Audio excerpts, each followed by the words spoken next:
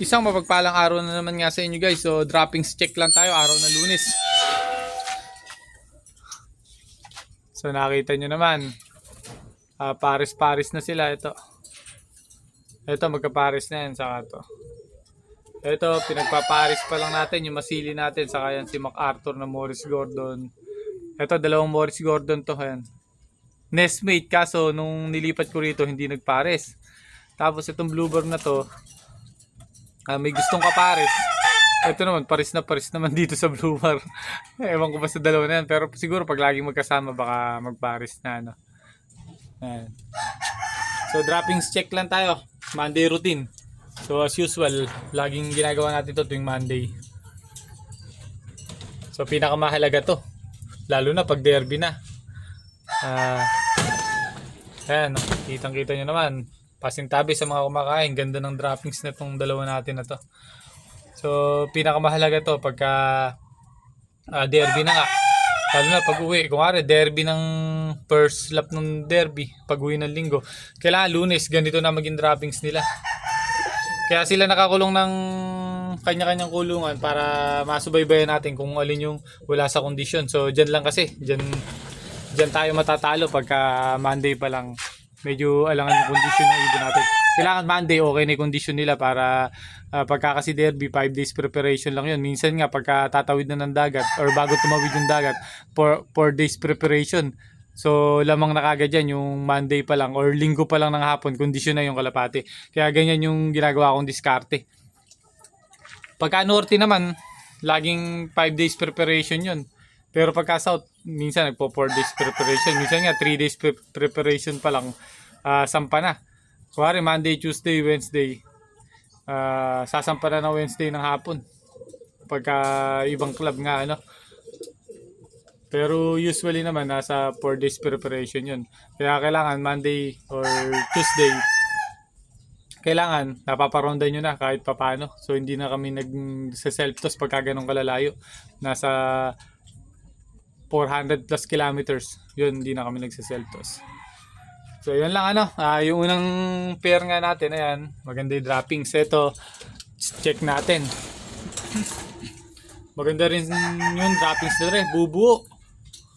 So, maganda yung condition nila. Kumbaga, sa tingin ko naman, yung ginagawa kong discarding ngayon sa mga panlaban nga natin, mas okay kaysa ng mga nakaraang laban kung ayon yung droppings. Kasi mas tingin ko linggo pa lang kasi talagang napapa-recover ko na yung ginagawa kong kondisyon ngayon. So hindi tulad ng mga nakaraan, Lunes pa natin napapa-kondisyon. So check natin yung pangalawa, ito. So meron medyo basa tapos buo. Hindi pa sa fully recovered nga itong dalawang ibon nga natin na to. Pwede na yung ganyang dumi, ano? Pero syempre, mas maganda pa rin talaga pag yung unang nakita sa pangalawang nakita yung video. Ganun yung dumi ng ibon natin. Pero okay na yan. At maganda na rin yung panunaw. So ito naman, yung masili natin. Maganda naman yung kondisyon. Ang problema, ito paris na paris din. Kaso ayaw rin pumaris sa kanya nitong checkered. May ibang gustong parisan. Ito yata ang gustong parisan, yung choco natin na to. Ayan, gustong parisan. So, ito paris na paris din. Wala namang gustong pumaris sa kanya. Kahit ito ayaw din pumaris. Ayan, paris na paris na rin. Kaso ayaw dito pumaris. So, check na natin yung droppings. So, may konting basa. Pero, natural lang naman yan. Ano? Maganda naman yung droppings na rin buo. So, siguro, kagabi pa dumi yan. Or, bago magmadaling araw. Kasi basta, ang tingin ko kasi dyan, ang pinag-oobserbahan ko naman kasi dyan sa mga droppings na katulad yan, pag tumuntong ng alas 9 ng gabi, kailangan buo na yung dumi nga nila. Pero sa umaga kasi, hindi ako masyadong sa droppings eh. Sa umaga kasi talagang normal na. Nagdudumi ng basa-basa yung ibon nga natin. Pero pagka tumuntong ng mga alas 8, alas 9 ng gabi, kailangan buo na yung dumi nila. So ganyan lang ako mag Monday routine. sa mga kalapati nga natin. Kahit sa derby, ganyan din ako. Pero kung okay naman na yung mga kondisyon yan, pwede nyo na parondahin sa hapon ng Monday. Monday ng hapon, pwede na parondahin, ano, pampagpag nila. Pero pagka tingin nyo medyo alangan pa yung kondisyon nila, huwag nyo muna parorondahin. Sabi nga,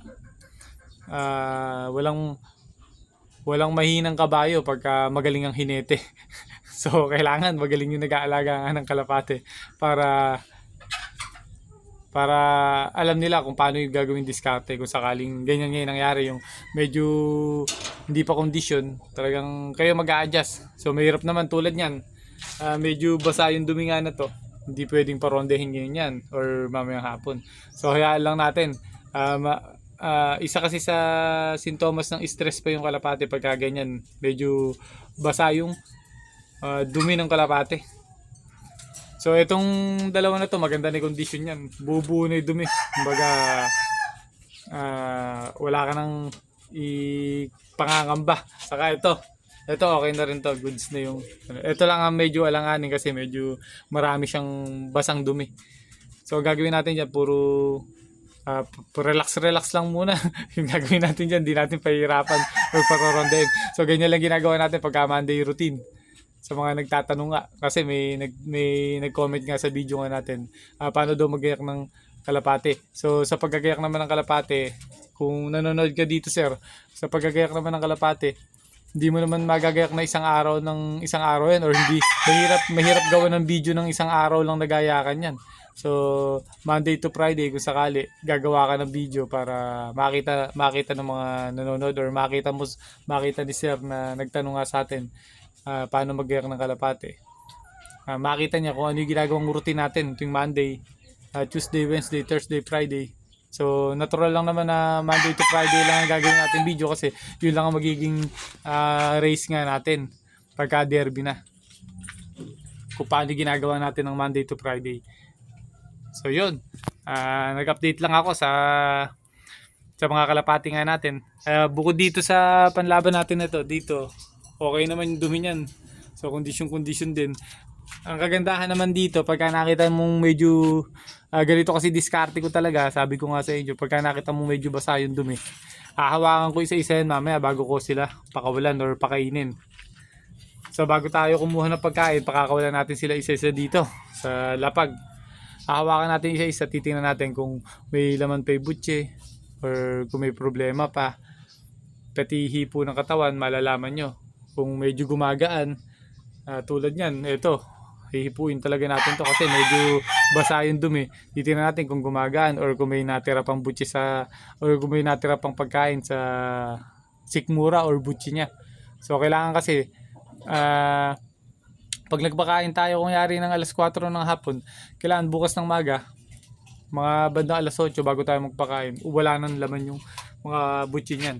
So, yun lang ang mapapayo ko sa inyo, sa video nga natin na to. Pinakita ko lang sa inyo, ganyan yung ginagawa natin sa Monday routine. So, hanggang dito lang guys. Ingat kayo guys. God bless.